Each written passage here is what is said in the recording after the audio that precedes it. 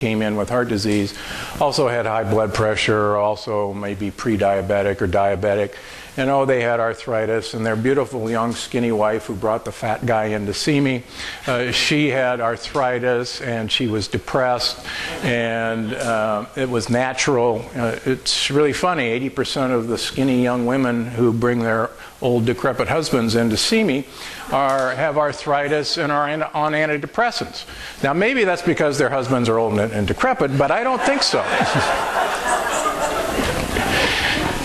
So this is a gentleman, he's a TV producer from Los Angeles. He had angina about 2 years ago now. He had a cardiac catheterization. He had a stent put in his right coronary artery. Anybody have stents? Okay. Yeah. Oh, hello. Yes, of course you do. And he had a 60% lesion, 60% blockage in another fairly large blood vessel in his heart called the diagonal, which the cardiologist correctly decided to watch. Believe it or not, it's illegal to put a stent in a blood vessel that's less than 70% blocked. But I can tell you that that goes on all the time. This was a very good ethical cardiologist. So the cardiologist referred him to me to get started. This was a skinny guy. He was a healthy guy, and he couldn't figure out how this had all started. This is his angiogram, and you do not have to be a cardiologist or a rocket scientist to see this. This is the 60% diagonal lesion, and if you'll notice, if you look at this blood vessel, you'll notice that there's kind of a divot taken out of that. Everybody see that pretty well? Okay. You're going to see this picture again, so you don't have to look at it too much. So here he was back then when I met him. He was taking 40 milligrams of Lipitor because he had high cholesterol, right? And his total cholesterol was 227. His LDL, the quote bad cholesterol, was 154. Now, as anyone who sees me knows, there's 7 different kinds of LDL. 4 of them are actually good for you. They actually go around and clean out your blood vessels. I bet you didn't know that. 3 of them are mischievous. But if you have a total LDL, you have no idea whether that's good stuff or bad stuff, or a mixture. His HDL was 48, and you're probably saying, gee, that's pretty good. Well, it turns out men don't clean out their coronary arteries unless their HDL gets above around 60.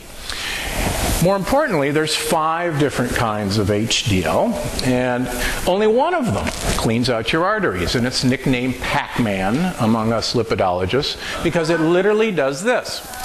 Men have to have a Pac-Man of 25% of all their HDL to clean out their arteries. Women have to have a Pac-Man of 30% to clean out their arteries. His triglycerides, his doctor told him, were normal at 127. Well, just luckily, the American Heart Association and American College of Cardiology just this year voted to lower the triglyceride level to 100. Guess what it is in my office? It's 40 to 50. I run mine at 30. Anybody who can beat me achieves sainthood status. My wife Penny has done a 22 just to piss me off. Triglycerides are the product of sugars and starches. They are not the product of eating fat. I can put you on a 100% fat diet and your triglycerides will go to 15.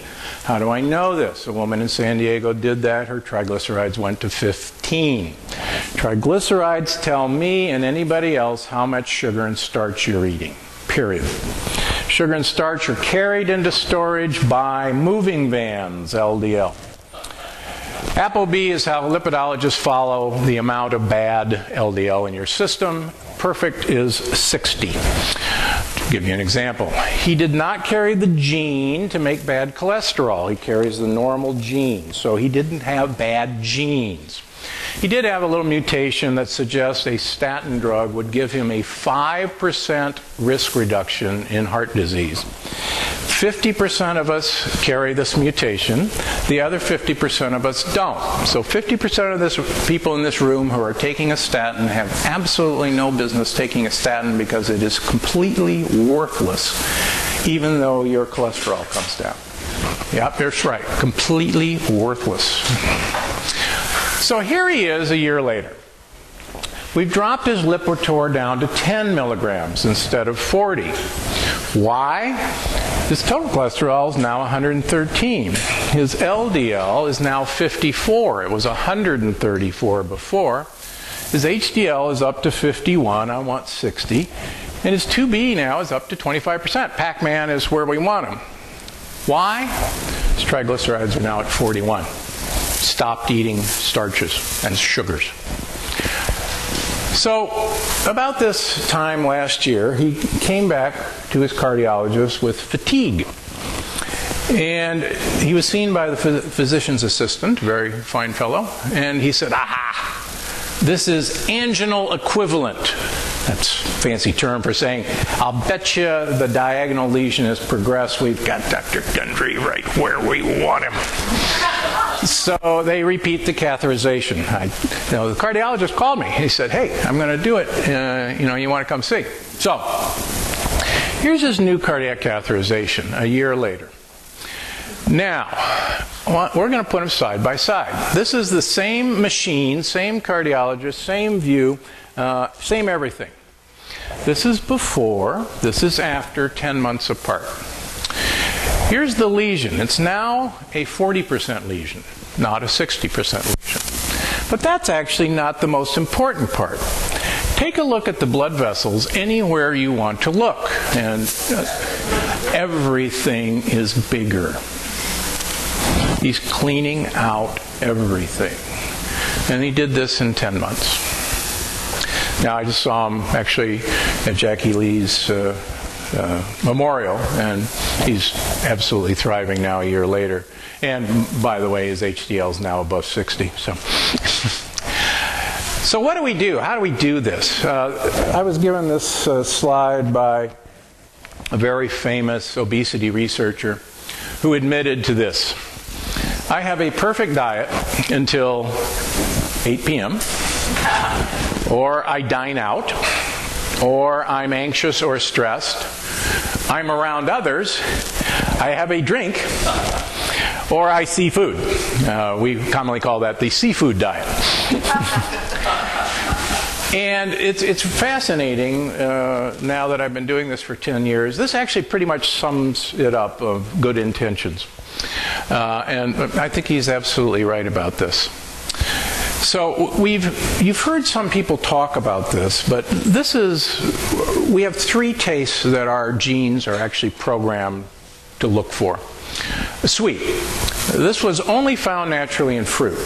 And believe it or not, up until the very recent past, fruit was only available once a year in the summer for a very short period of time. There was not this wonderful Garden of Eden where we were always sitting around eating fruit. There were no 747s bringing blueberries to Costco in February from Chile. Fruit is one of the most unnatural foods you can eat. Eskimos eat no fruit. They eat no vegetables. All they eat is blubber. A native Eskimo has never been discovered with heart disease, diabetes, or cancer. Ever. All they eat is blubber. Retreat from sweet. It is one of the most unnatural things there is. The only time we ever used fruit was to gain weight for the coming winter when there wasn't any food. Fat. In the next book you're going to learn that we were designed to find fat at all costs. It was fat that made us a human being. It made our brain. No other animal has a brain the size of ours. We got our brains by eating concentrated fat.